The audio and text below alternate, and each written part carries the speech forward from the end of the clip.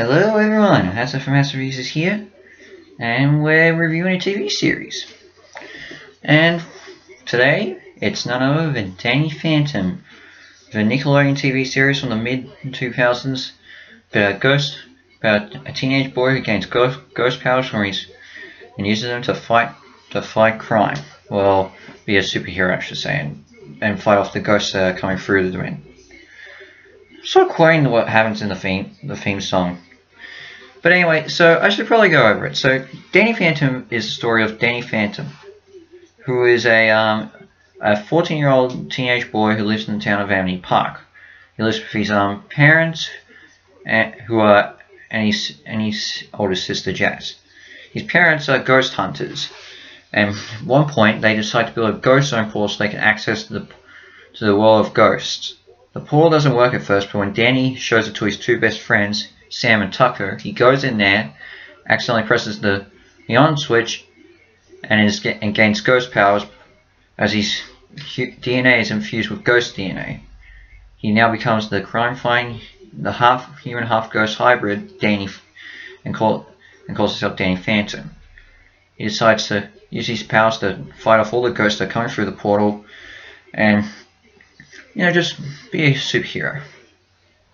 So what works for this? Well, the characters. I think the characters in this are totally relatable. Danny is likable and grows over the course period. Sam and Tucker as well. They're equally great. Jazz, who is Danny's older sister, is very protective of him, grows through the series as well. So that's also a good thing to hear. Oh no, sorry about that. The parents are funny. The teachers and bullies in Danny's school are also funny. And the villains are also, and some of the villains are also pretty cool. You've got a mad ghost hunter named Skulker, who is determined to catch Danny no matter what. You've got Technus, who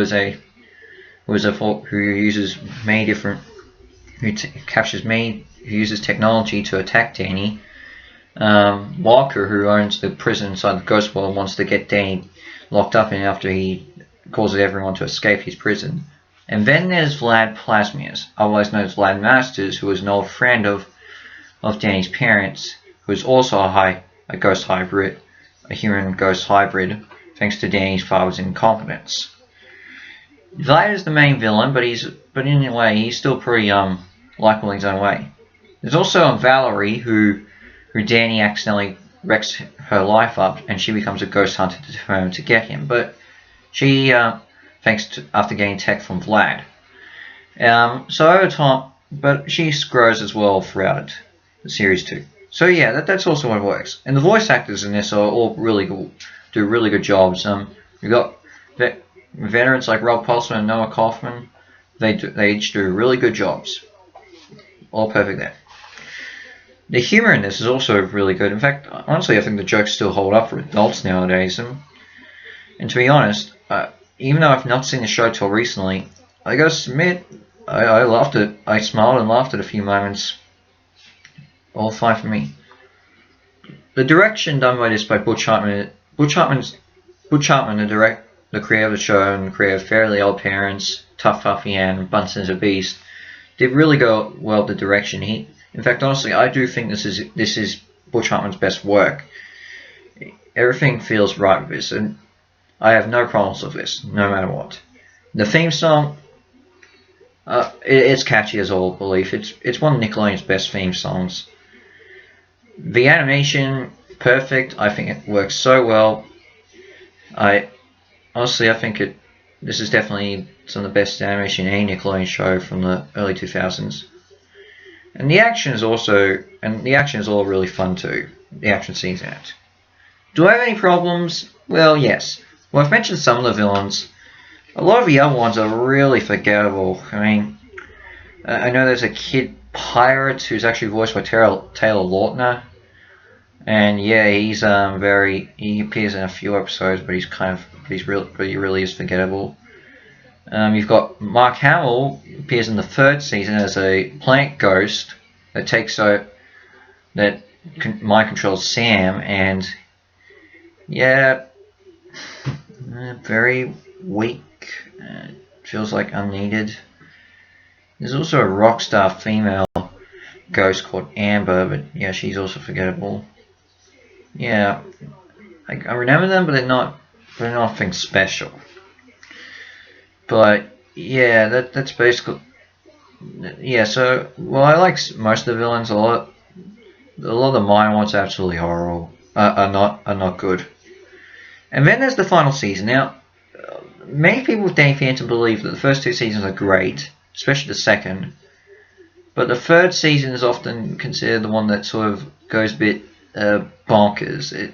What shall I say? It's got a lot of fans split on whether it was good or not. I feel like it was good. I liked it, and I had a lot of fun, and I liked a lot of. I liked the final episode.